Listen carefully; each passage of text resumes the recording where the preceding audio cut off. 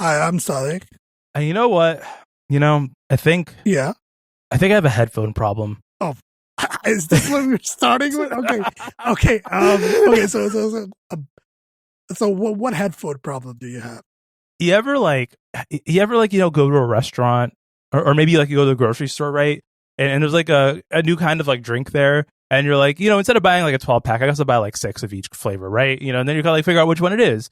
And you just go through each individual flavor and you like one thing about each flavor, but there's not like a perfect one. And if you try and mix them together, it's just gonna get gross. Right. Right. So you just haven't found the perfect headphone. You just there's like something to like in every kind of headphone. So you're just like, I gotta sample the collection of the market of headphones. I see. Okay. Mm-hmm. Exactly. Exactly. And see, we don't talk about computers here, but I'm breaking that rule. Okay. Breaking that rule for a good 5 minutes. Talk about headphones. Which what's a computer, right? I mean, it has an ARM processor in it. Most headphones have like some kind of like, is it ARM? It has to be RISC based. It's like, yeah, some kind of like Qualcomm chipset in a lot of ones, or the integrated ones. Yeah. I mean, it's not. I don't think it's like a full on computer like in like in a laptop or a desktop.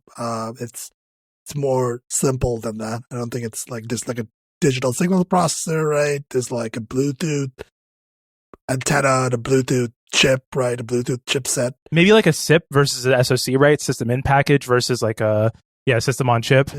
Yeah. It's like it's a very specialized system. Like it's not like the general purpose computer. So yes, there are computers in there. But yeah, so like, as anyone who's followed me on Mastodon for far too long has known, I like posting about getting new headphones and trying them out and being like, this is great for 2 weeks, and 2 weeks later being like, this is shit. It's very much we all need therapy, right? I'm struggling here. I was debating switching to Android because the Sony XM5's bad name are actually really good, but I don't get my notifications read out loud. And I was like, if I bought a Pixel, I wouldn't have that problem. And a lot of you there are probably listening saying that's really irrational. But listen, it makes sense to me, and that's what matters. But because they have like the best fit out of any of the earbuds I've used, because unlike you can wear AirPods Pro all day, but for me, they just fall out because they don't fit my ears. So these ones like actually fit, great noise cancellation, sound great, but because platform ecosystem bullshit, I'm completely locked out from integrating in any way to the platform I use. Right. Yeah, I think you blame Apple for that one, and also, yeah, I mean that's one of the eternal like sort of like there's no perfect like there's no like headphone that has like everything you could possibly want. Like like if I could wear like my Sennheisers that I'm wearing right now, all of the place I would wear, but they're like not portable. They're made for studio mastering, right? They're kind of unwieldy in that way, and also like I wouldn't want to wear them outside. But I wish I could because they're like the audio quality is perfect, but the portability is that kind of thing. No, I get that. But the reason I bring this up is that I want to share love for the Link Buds because no one talks about them. Yeah. You probably ignored the message I sent to you, but have you seen these freaking headphones and how weird they are? They're donut shaped. Yeah, I mean they're like earbuds, like they're donut shaped earbuds. They're cute. Yeah. I don't know if I would buy them just because they're cute, but they do seem nice. I mean, they don't go in your ears, and sometimes it's nice to not have that feeling. You know what I mean? Like this one is just more of like around the house cleaning. Like I don't really need noise cancellation if I'm cleaning my house. I guess maybe like vacuum cleaner, but that's weird. I don't know. Like cleaning just and turning on ANC just so I could vacuum. Like I don't. Listen, I know some people cannot deal with that kind of noise, so I respect it. But yeah. That's my audio corner this week. The reason I brought it back is because this is less boring or almost as boring as what happened at the Xbox showcase. That's true. And that's a great segue. Great segue. So following up from the Microsoft news discussion that we had, sort of like the sort of like the discussion of like what is Microsoft going to do. And what we got out of Microsoft was a fucking podcast. Which is already a bad sign. Like it's already a bad sign when a company is doing like a press release in the form of a podcast. And they're not going to say anything. And that's what happens here. Like, I don't think Phil Spencer actually says much actual substance. Like, there's not much actual substance. So what the actual substance is there is four games, right? 4 games that are going to be coming, 4 Xbox, like going to be former exclusives that they're going to be coming to PlayStation. So we have Pentiment, we have Hi-Fi Rush, Sea of Thieves, and Grounded, right? So those are like the 4 titles. Are all of these coming to Switch, or I think only some of these are coming to Switch and some of them are, like, I don't know, coming to PlayStation? I know there was a Nintendo Direct. Pentiment and Sea of Pentiment and what is the other one that's coming to Switch? It is, yes, Grounded. Grounded and Pentiment are coming to Switch, and then all 4 are going to PS5, and they are all already available on PC. All right, yeah, yep. I did play Hi-Fi Rush when it came out last year. It was really, really good. It was a fantastic game. So I'm looking forward to more people playing Hi-Fi Rush. It's a great game. That's basically about it. Well, like anything else in that podcast is just very wishy-washy, and it's like very much couched in like, yeah, maybe like, exclusives are not the future of video games for us. Maybe we're still gonna make an Xbox though. Like, but no details about what the next piece of hardware they're going to be. Obviously, they're just like, oh yeah, we're going to make an incredible piece of hardware. Stay tuned, etc. So that's. I mean, it's also really gross because how much they kept talking about growth in it, right? Yeah. Like they kept saying, like I have a super Phil Spencer saying growth, and I think he said it like over 60 times. In the Gamers Next video, yeah. And it's in the context of layoffs, like a massive amount of layoffs in not just at Microsoft, which did conduct incredible massive layoffs after the acquisition of the Activision Blizzard King acquisition. Thousands of people were laid off. And in the context of the wider games industry, which has been encountering one of possibly the worst set of conditions for like sort of availability of jobs, and like people just losing jobs left and right, as studios getting shuttered, studios laying off like hundreds of people, just like, of course, there's the Embracer Group situation where Embracer's just fucked up and they're just like cutting studios left and right. So it's a terrible time to be in the industry proper. Like if you're like a game developer working in the industry, that was like a terrifying, absolutely terrifying time. So in that context, like Microsoft, like, or Phil Spencer, like talking about the growth of Xbox, the growth of the games division or whatever, it's tasteless, right? Like it's just like, clearly, like, it just comes off as like really just kind of tone deaf, and just like not feeling great about this, especially when Xbox makes more money than Windows. Like it is the second or third largest org at Microsoft, right? Like it's AI cloud stuff is the first because Azure's prints money, and they like enterprise stuff like Office 365, those kind of contracts, and then Xbox, and then Windows. So it's not as if that they are shrinking or losing money on the entire Xbox project. No, they're not. It's never a matter of losing money here with these kind of sort of corporations. It's about like quarter over quarter growth, right? It's as the word they use is growth, right? They want the line to keep going up, and to make the line go up, you keep laying off people because you have saturated the market and you can't find growth otherwise. You just, but your investors, your shareholders are like, where's the number go up? And we have layoffs because the layoffs are gonna create the number going up because it'll, you're reducing your expenses because employing a lot of people is very expensive, and it's probably one of the biggest expenses that any corporation can have. So but of course, they don't realize that, like that's the reason that stuff keeps, like they keep making money. So anyways, it's a long, like we could discuss like the sort of absolute madness of corporate culture. But yeah, this whole thing was like, this was just like damage control, right? Like they talked about this on the Aftermath podcast and I'm sure other podcasts, that it felt like this, like there was this whole rumor mill situation going on with a bunch of rumors about and Xbox fans, hardcore fans being pissed off or whatever. And this was just like, hey, look, we're not, like, we're still in this, like, we're not going anywhere. There's still going to be Xbox hardware. Like, it felt very rushed. It felt like weird to even have this be in the form of a podcast. Like, I don't know about you, but I don't, this feels like a weird thing to put on like a podcast. I'm just gonna say that. What do you mean? We don't, in the next episode of Voxels, we're not going to be dropping some new business strategy for y'all.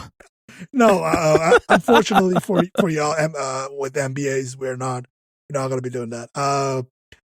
So speaking of, like, is there anything else that we need to say about this? Is there any other bits that I missed? Yeah. There's a couple of little bits and pieces I'd want to chew on here. So, the first being really that it was a weak showing, not because of the things we've already mentioned, but because they just should have gone like full balls to the wall and just said it.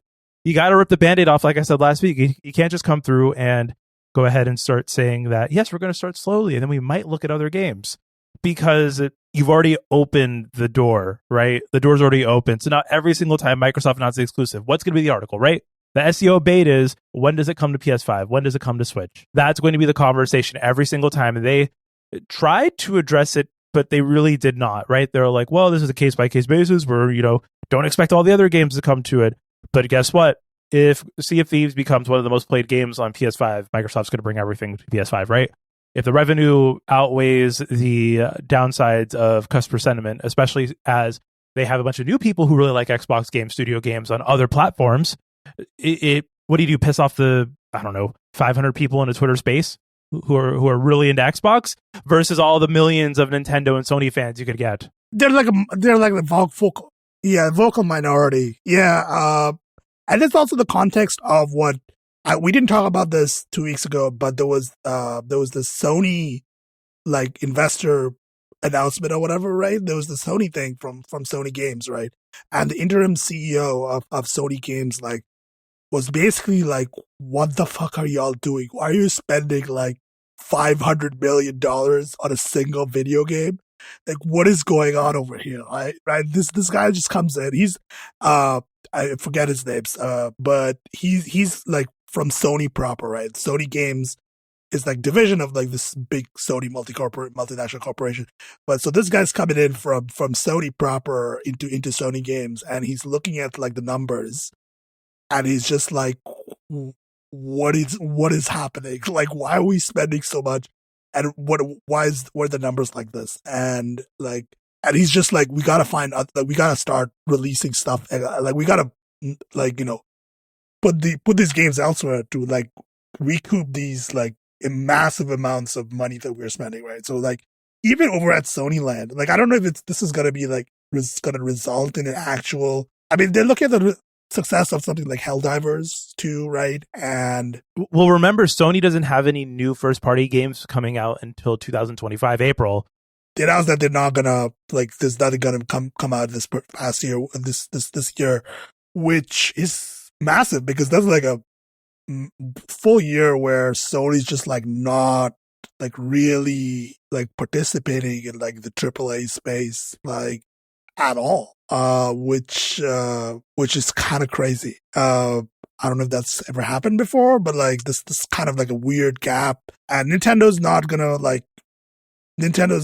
gonna release the Switch 2 like next year probably. Didn't they say it was gonna be next year? I think they said like. Yeah, the rumors is that the whatever Switch successor is coming out next year, which all basically points to just like a mid-year for games, which it doesn't matter, right? Like you have ups and downs in any media market, movies, books, film, whatever. But the problem is that it's going to be a mid-game for years in a game where people are already, or a year rather, where people are already, trying to contract hiring, lower headcounts and all that. So you run into the issue where we're now going to probably be facing a lot more layoffs because there's not funding coming in because all the three major players are either A, porting their games elsewhere to PC or, to PS5, whatever. Like I wouldn't be shocked if Sony just this year to try and make some money has Nix's start porting a lot more games to PC or starts, accelerating the PC timelines, like of Helldivers 2, like you were talking about.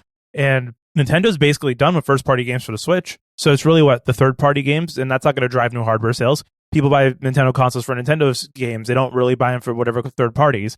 The Princess Peach game is coming out, but I don't think Metroid Prime 4 or other games are going to come out until the successor comes through, right? So you can actually have a strong library. So I'm just kind of spooked as to what's going to happen for the rest of the year. Like, I don't foresee a year where more people keep their jobs than not. Yeah, exactly. It continues to be kind of a dire projection for this year at least, which is not great. Speaking of, I think we can at least transition of things that are not great to speaking about major wastes of money, major wastes of time and money. So this game I remember being mildly excited about, on a E3, I don't know, 7 years ago, 5 years ago.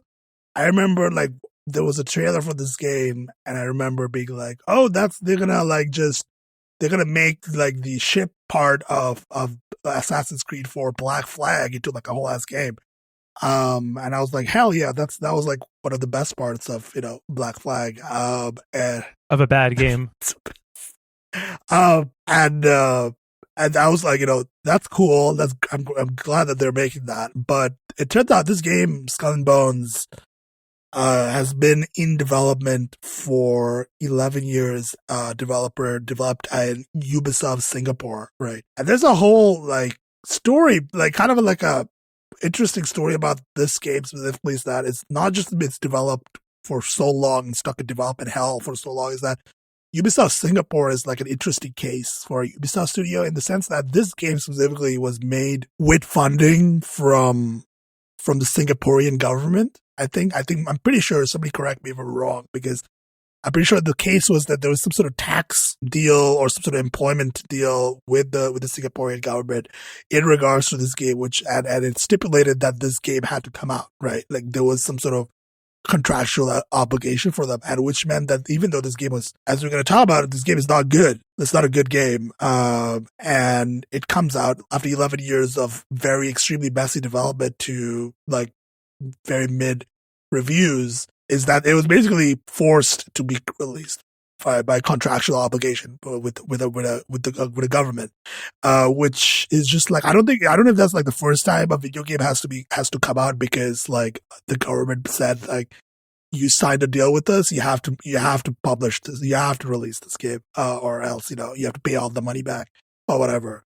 I don't know if that's the first time, but that's what happened with Skull and Bones, which I don't know about you. I don't know, but at this point, I've lost all excitement for this game. I was excited for this game 5 years ago, and the time for this game to have come out was 5 or 7 years ago. And it's been it's not a good game. There's a review on it on Rock Paper Shotgun, and it's just a very exceptionally boring, as the editor there called it, exceptionally boring live service shipping simulator, which I don't know about you, but even as someone who nominally likes some of the boring shit Ubisoft puts in their games, it's even too much for me. I don't know about you, Cristian. I know you're a known Ubisoft game disliker, so I'm not a Ubisoft game disliker. I think you're first and foremost full of shit when it comes to the Assassin's Creed franchise, because it's a bad franchise.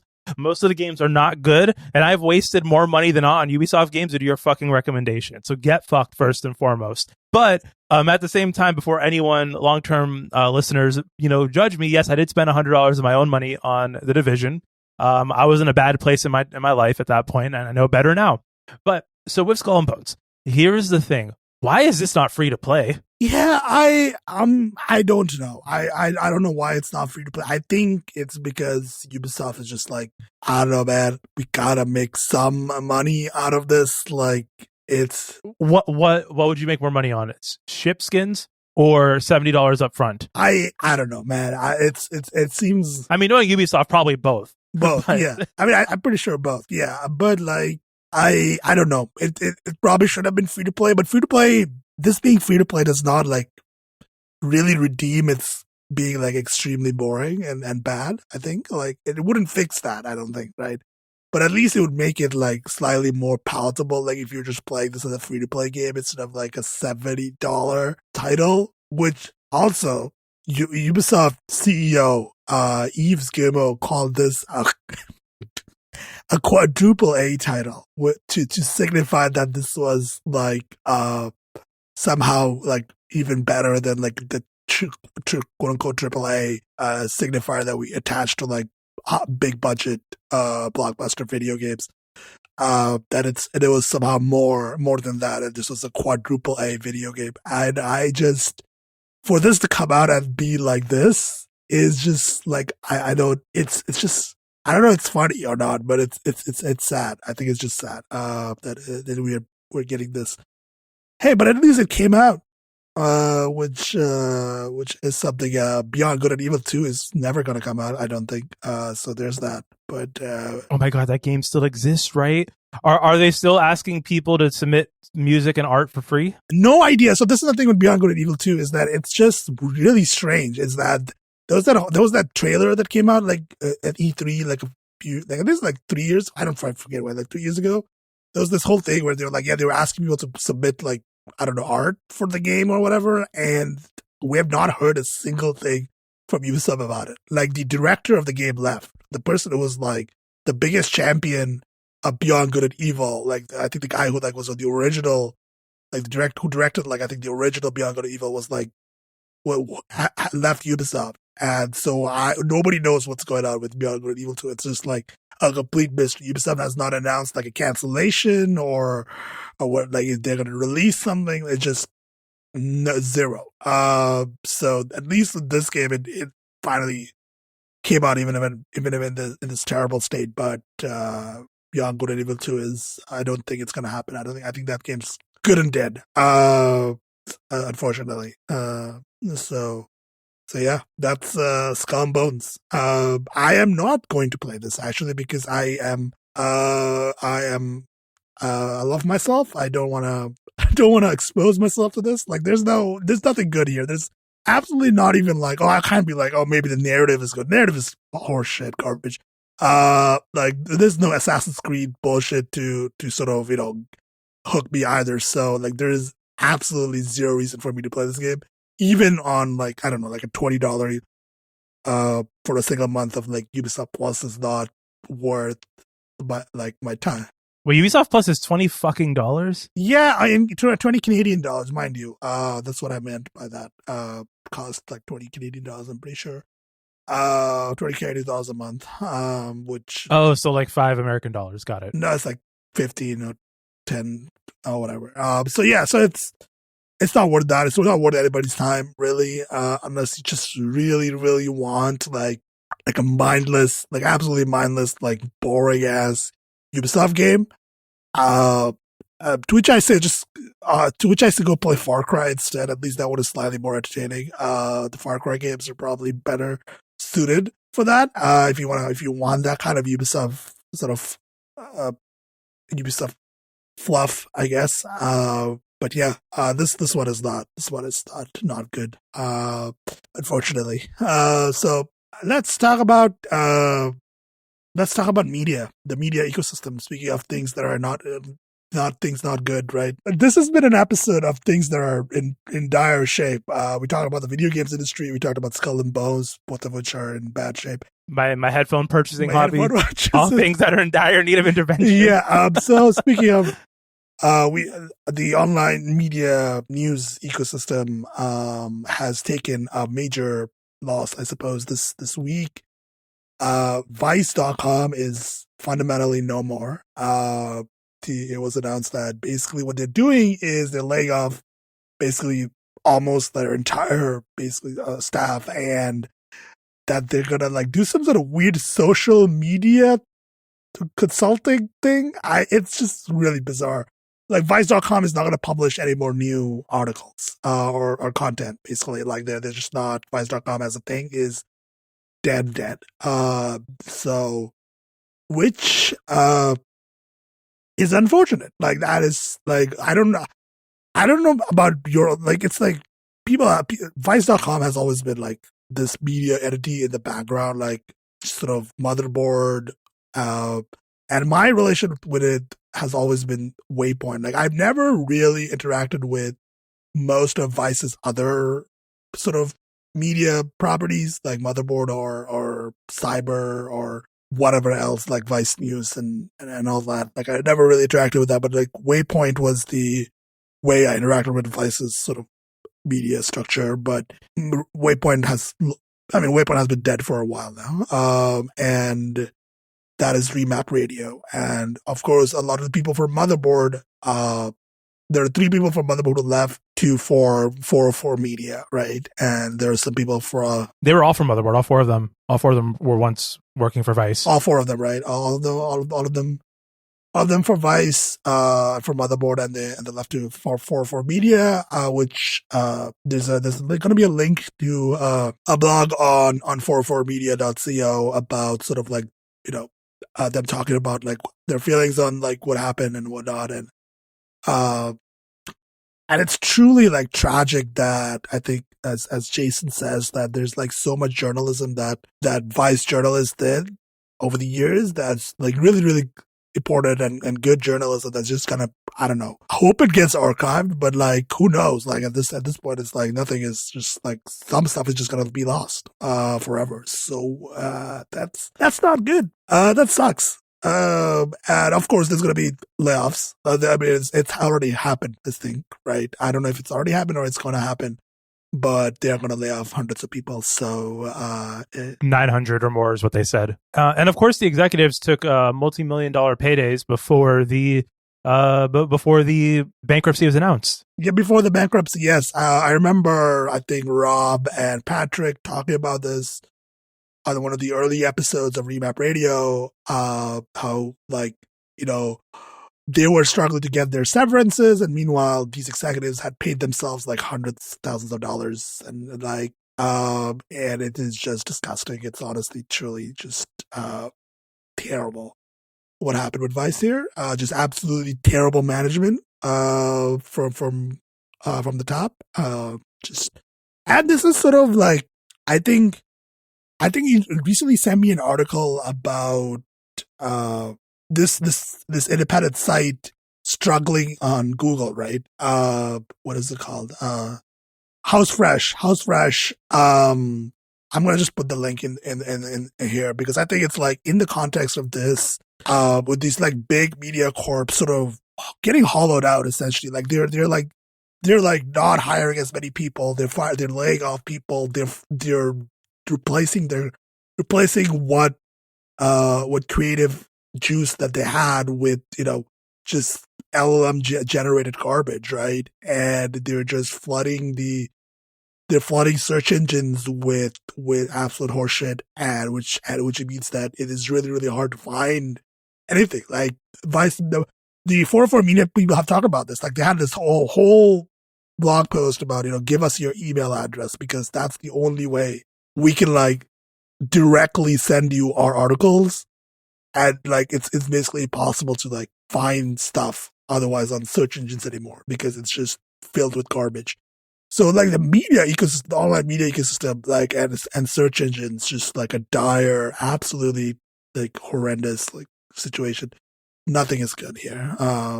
The ad market is like kind of it's not good. So is there like, I mean, the only silver lining here is that we have some new sites coming out of like the ashes of like the, death of these like big media conglomerates. We have sites like Aftermath, we have sites like 404 Media, Remap Radio. I linked to another one. What was it called? It was called Rascals. Yes, Rascals. .news, which is like a niche news site for tabletop RPGs, and like that kind of thing is like happening, and I hope that succeeds long term. It's hard to say really like how long like these things can really sustain themselves, and I hope they sustain themselves for a long time. But it is that's the only silver lining I see here.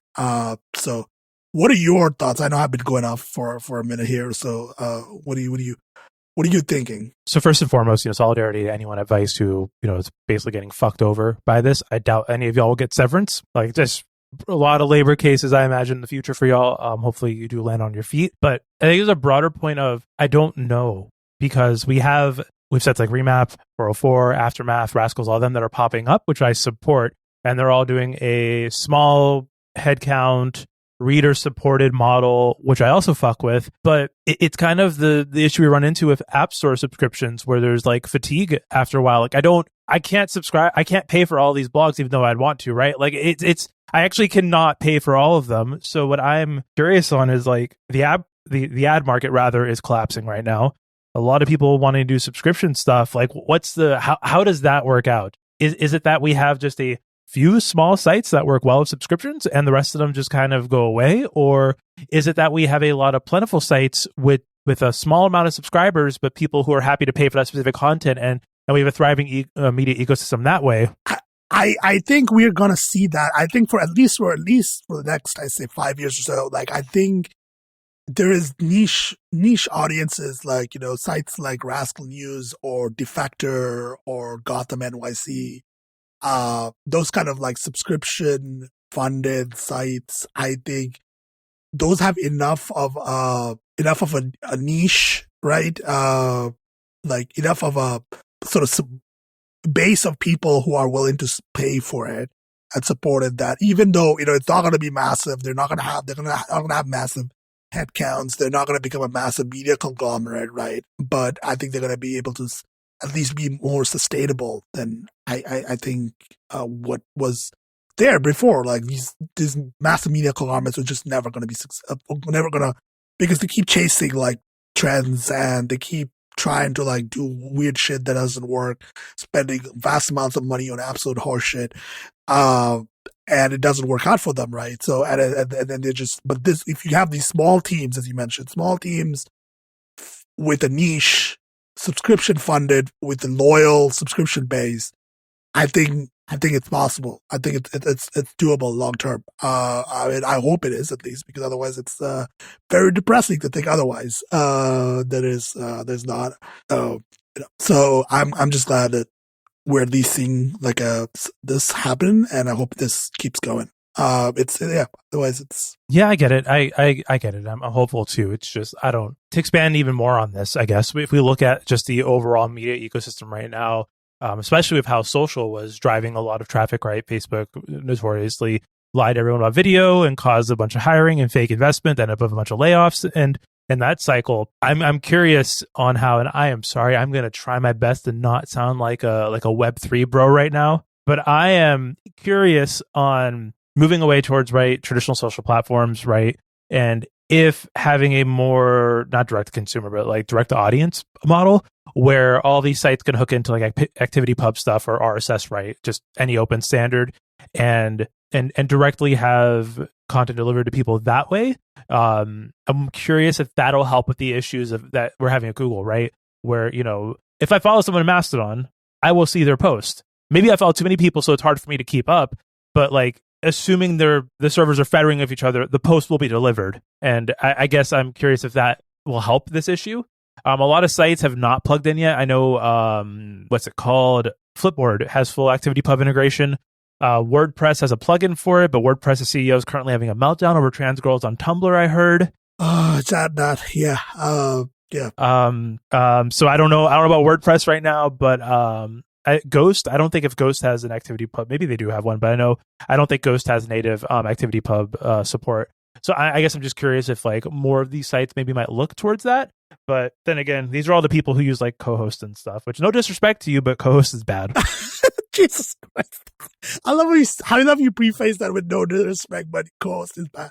I don't know if you want to expand on that. Like, do you want to expand on why you think Cohost? Do I want to expand on why I don't like Cohost? Yes, I do. I do want to expand on why I don't like Cohost. So why I don't like Cohost is because Cohost it's Twitter but soft, right? It's like, it's Twitter but comfy. I don't want that, right? It's like the whole Twitter was a hellscape, and it was probably contributed more to the collective demise of humanity than we want to admit.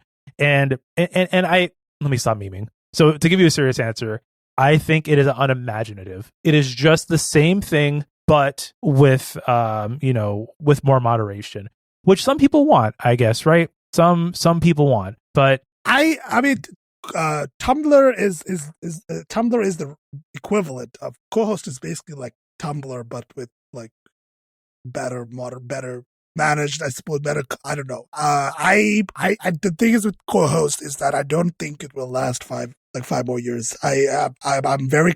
You know what Cohost reminds me of? Actually, I don't mean to cut you off. It reminds me of Ello. Remember Ello? Yes. Oh God. Yeah. Ello, the quote unquote. I mean, the Apple bloggers love that one, right? No, app.net too. Oh, that was app.net. Oh my God, all these dead. Yeah, it's app.net, and then there's Ello. See, that's the problem. That's the problem when it's centralized. Is I could start saying Ello, app.net, Glass, shout out Diaspora. That technically is federated, I guess. It actually probably still exists, but there's so many like these centralized like social media replacement sites, and my main issue with Cohost is it's the centralization of it. What has stood the test of time? Email, RSS still, like even those sites like are moving. Most sites still have an RSS feed because a lot of CMS is just turned on by default, and people are not nerdy enough to know if they should turn it off or not. But it's very few protocols that have stood the test of time, and it's all because of centralization. And that's why I think that Cohost is not built to last, just because content moderation at scale doesn't work. And is the Fediverse method of having a bunch of volunteers moderate good? Probably not, but at least I could donate to the people who run my instance, so I'm like doing my part. I have a lot of thoughts on like the sustainability of the Fediverse when it comes to moderation. I fundamentally think it's built on top of extremely uncompensated labor, including myself. And I spent, I don't know if you were hit by this, but the spam wave, I'm sure you saw people talking about this. There was a massive spam wave over the past week done by some kids basically having a fight over on Discord, and they decided to spam the Fediverse over it, which led to like upstream changing the default to sign up setting to require approvals, which I think should have always been the case, but here we are. The reason I think Cohost is not sustainable is because it's for a very basic reason. The last time they talked about their financials, they were spending ridiculous amounts of money and not making enough to cover their costs, even break even. And that is fundamentally going to be the problem. And it's as simple as that. They're not gonna last because they're gonna run out of money. That's basically what I'm thinking. Like they're gonna run out of money, and if they're not gonna sell the thing to anybody, it's just gonna get shut down. And that's my reason. Like I am on Cohost. I have dabbled with it a bit. I sometimes there are some people on Cohost that are only on Cohost, so you can interact with them there. But like long term, I know that Cohost is gonna just not be possible to sustain itself. I mean, I hope I'm wrong, but doesn't seem likely. But maybe a more gamer friendly way of phrasing this for people who listen, who might not be that familiar with the Mastodon or the social media moderation side of things. You could probably describe Cohost and Discord's business model in kind of the same way, and that's really scary. Oh, I see what you mean. Like it's based on fake money, right? Like money that isn't there eventually coming to prop up a really expensive service to run. Yeah, it is. That's my concern with Cohost is that it's not sustainable long term. And to make it sustainable long term would require the service to change dramatically, and I think that's just not feasible either. Like to make the service profitable, is that you have to make every member pay for it, which is just not going to happen. Like that is just fundamentally not going to happen. Even on the Fediverse, like even on an instance with like 100 users, maybe you'll have like 20, 30 users donating to the and that's like, so it's just like, it's just not going to work out. I think just the math is just not going to work out there. Like the financial math there is just income and expenses is just not going to work. So that's, I mean, we're just out here just fucking. I hope like people who are listening to this, like who are on Cohost, I hope you don't take this as like us, like I don't know about you, but I don't like hate Cohost or anything. I just think that it is not fundamentally not a model that's doable long term. which I think the way we'll say this is like, listen, if you're on Cohost and your friends are there, have fun. Just archive your data, because one day, historically speaking, right, and we're like 6 for 6 now on these platforms, you're either going to end up one day with all of your data deleted because it got sold to some random third-party company that decided to shut it down, or being owned by Verizon. And I don't know which one is worse. Yeah, that's none of those. So I'll just say, backup. Like, if you put your writing on Cohost, please have a local copy of it. Publish it elsewhere. Get a blog. Publish it elsewhere. Keep a text copy of it on your machine. Back it up onto a cloud service, because nothing is forever. Especially not a service like that. So just, especially given that Vice might randomly go down. Nothing is forever on the internet. How long until BitRot happens and all there's dead links on Vice and images that don't load? That is, I'm sure that's gonna happen very soon. So, maybe we talk about something less. I don't know, actually, maybe not less dire. So one of the books here is pretty dire. Do you have any media to suggest to people before I go into my book corner? Do you have it? I don't remember. Did I recommend Yeet last week? I got to check the website.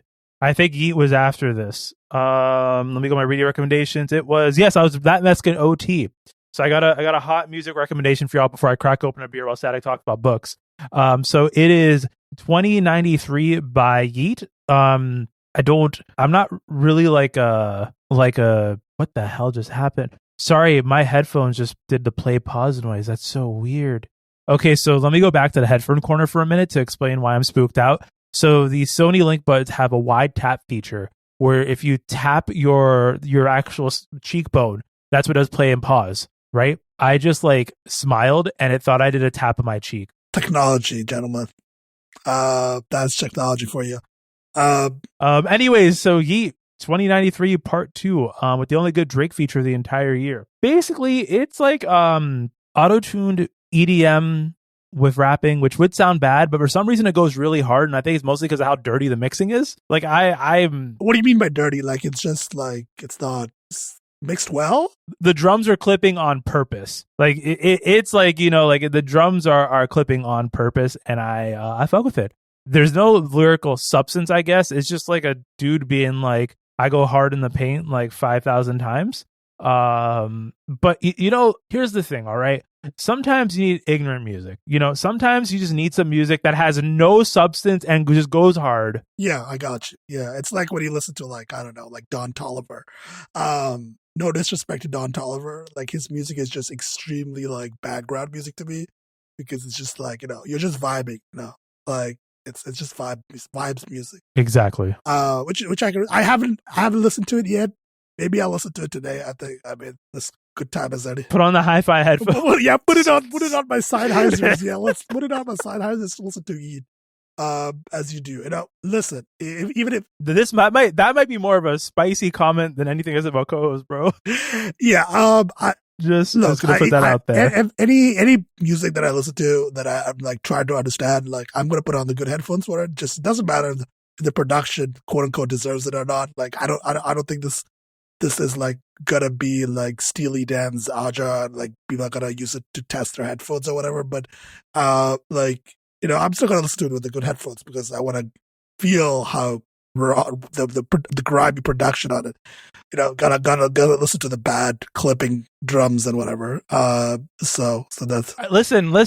When clipping set that piano on fire for 10 minutes straight, you're using the hi-fi headphones, right? Yo, that shit was fire. Bro. That was literally fire. Shut the fuck up. Quite literally fire. Speaking about things that burn, talk about your books. Oh, Jesus Christ, man. So okay, 2 books. As usual, over the last 2 weeks, I read 2 books, as that one does. So the first one is The Adventures of Amina Al-Sarafi by Shannon Chakraborty. And Shannon Chakraborty is like a fantasy writer. This is also a historical fantasy, set 1,000 years before one of their other books, The City of Brass, which I did read. I read The City of Brass in 2022, and I thought it was just a little too long, and also it was filled with too much world building. This one is a lot more fun. It's like a pirate adventure, historical fantasy, really, really fun. and the characters are really well written, like interesting, fun characters, and it's just like a good time. I don't know if I don't think it needs like a sequel or anything. I just think by its as a standalone book, it works really well. So that's the Adventures of Amin al-Sarafi. The second one, on the other hand, is not fun. I wouldn't use the word fun to describe this. I don't know if you've heard of this book. It got a lot of critical acclaim when it came out. Babel by R.F. Kuang. It is another historical fantasy, I suppose, dealing with very heavy topics like colonialism, racism, the inherent privilege of higher education, and all that, the building of empire, imperialism, the violence required to subvert colonialism, and etc. It's a really it's a very intense book. Not something to read. Not a light read for sure. It's a long book too. It's a long ass book. I'd say it gave me a lot to think about. That's for sure. I don't know if I'd call it a book I enjoyed, but it's a book I'm glad I read, because it definitely, one of those books that makes you think about a lot of different topics. And then, so that's Babel by R.F. Kuang. Recommend both of those depending on your mood. So that's my book corner. I did watch a movie, but I am not ready to talk about that one yet. I haven't published my review of it yet. I did finish Infinite Wealth, and before we close this out, I do want to talk about that a little bit. So, another long ass video game. Really quite good. There were definitely some flaws in it for sure. I think part of the narrative, the way it was split into two sections, essentially, with Kiryu and Ichiban's narratives being sort of separate narratives here, sort of melded together. I think one of the narratives the Kiryu narrative is much, much stronger than whatever was going on with Ichiban. But otherwise, I think it's a very, very strong entry in these Like a Dragon / Yakuza series. I'm just glad, RGG is making these kind of games, because these kind of games are kind of unique. I just like this, the way they write their games and way they make these games. It's very interesting. So Christian, do you play any of the Yakuza games? I don't remember, actually. I actually can contribute to this conversation because I was watching an anime girl play it yesterday on YouTube. Wait, you're watching somebody play Infinite Wealth on YouTube? Okay. Yeah. One of the HoloLive streamers was playing Infinite Wealth. So basically, what I basically saw the chapter where you're trying to find Ichiban's mom, I guess. Yes. I mean, that's. And you go to the orphanage. That was the part of the game I saw. From it, the combat actually looks fun. If I picked this game up, I would do nothing but the karaoke side games. I feel like that's what I would do all day, every day.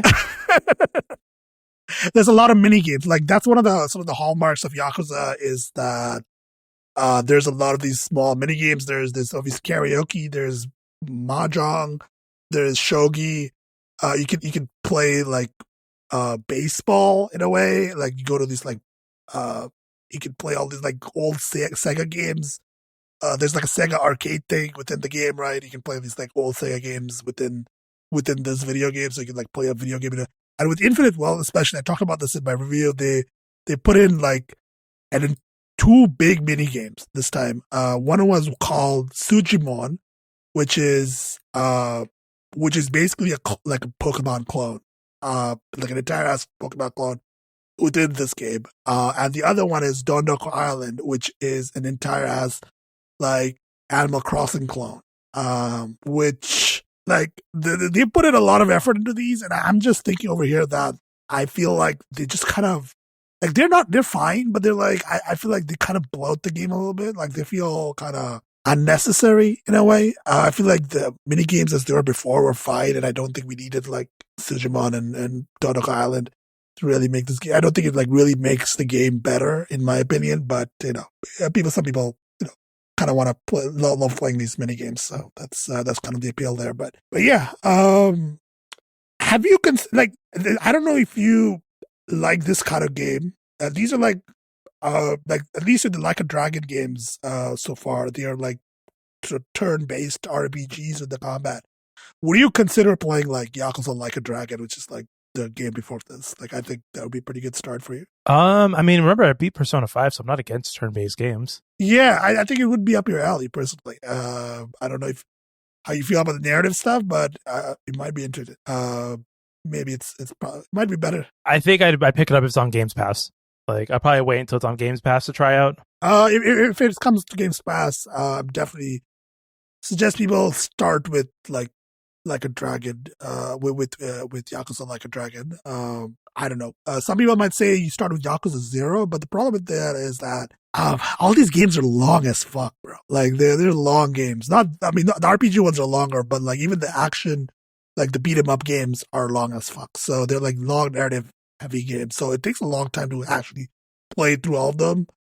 So I would still say Yakuza 0 is like, if you really want to like, dive into the series, like Yakuza 0 is like the place to start. And if you like Yakuza 0's sort of narrative style, keep playing like Yakuza Kiwami 1 and Yakuza Kiwami 2.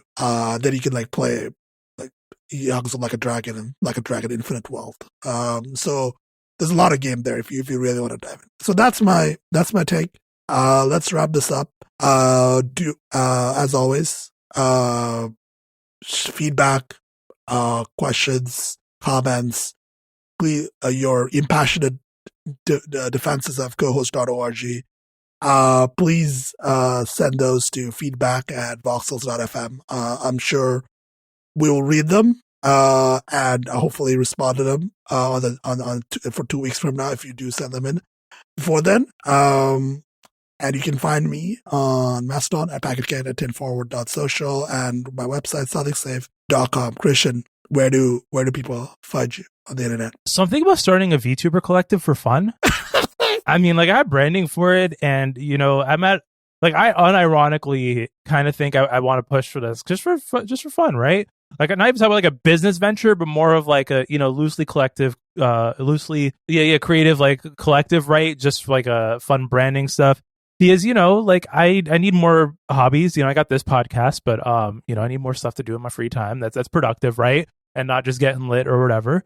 And yeah, I'm gonna get the podcast work. I know how to run websites. So if you want to run a VTuber collective, like, hey, hit me up. Why not? Why not? Why not be in one of the most drama-filled spaces on the internet and tackle it with the power of the Fediverse? But anyways, you can find me pushing that ideal on everyone at lo-fi carrots at mstdn.plus. You can still find me on my website, which I think I need to renew the WordPress plan for, at josephine.website. But yeah. All right. Goodbye until next time. See ya. Bye.